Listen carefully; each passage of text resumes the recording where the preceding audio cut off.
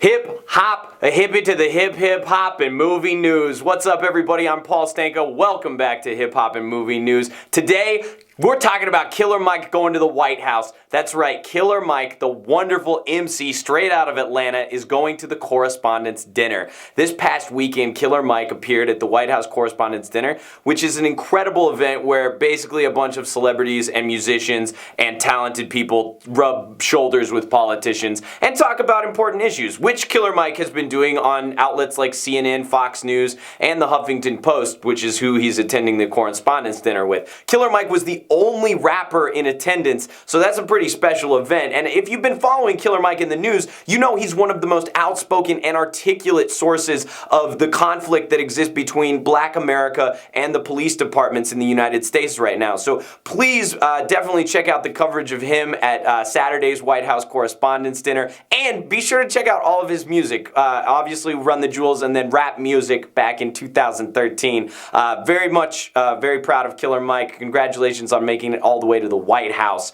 Now, let's see if we can get him on the UN Council. That would be awesome. So let's take a step back in time to 1992, and an album called The Chronic comes out. Obviously, a very famous album from Dr. Dre. Now, recently, within the last week, a judge ruled that Dr. Dre still retains the rights to the digital distribution of The Chronic. He retains 100% of the rights to the proceeds from that album. Now, Dr. Dre had sued his former record label, Death Row Records, which was taken over by the Canadian company Wide Awake in 2009. However, Dr. Dre still retains the digital rights to distribution for the album The Chronic. So Wide Awake can still distribute it. Dr. Dre just gets all of the money from any of the online sales of that album. Now, this does not cover CDs, vinyls, cassettes, or 8-track, but who's listening to those anymore? Ice-T recently announced that he's going to be throwing what he promises to be the most prolific and essential hip-hop festival ever. It's the inaugural year of his Art of Rap Festival this year, July 18th and 19th in Northern and Southern California. And this is a festival that is going to be a who's who of hip-hop royalty. Guys like the Cold Crush Brothers, Melly Mel, Big Daddy Kane, Biz Markie. This is a hip-hop festival not to miss. You get to see some of the pioneers of hip-hop, the guys who changed the game and will forever be the greatest members of it, performing for you live at a music festival that also has b-boying, b-girling, graffiti, freestyling, all of these wonderful elements of hip-hop that are going to be combined into Ice-T's new festival, which takes its name from the 2012 documentary Something from Nothing, The Art of Rap, which Ice-T also produced. And maybe they'll serve Ice-T there. Wouldn't that be amazing? Alright, now we come up to our most controversial segment, the one we have the hardest time deciding on. It's Song of the Week. And this week's song goes to a classic hip-hop group, De La Soul featuring Nas, and Got It. Grown man salute, check the black suit, a fair black tie. Got these kids filling up the premises, they want the supply.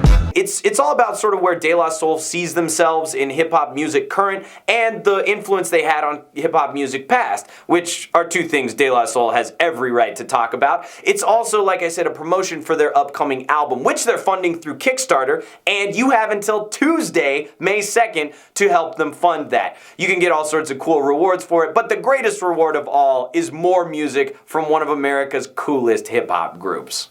And the movie that we saw this week was Adult Beginners. This movie takes off when egotist and entrepreneur Jake, played by Nick Kroll, is bottomed out after a botched investment in a weird Google Glass product goes awry, losing him all of his money, all of his friends' money, and all of his lust for life. In an effort to get back on his feet and wallow in his own self-loathing, he then proceeds to move in with his sister Justine and her husband Danny.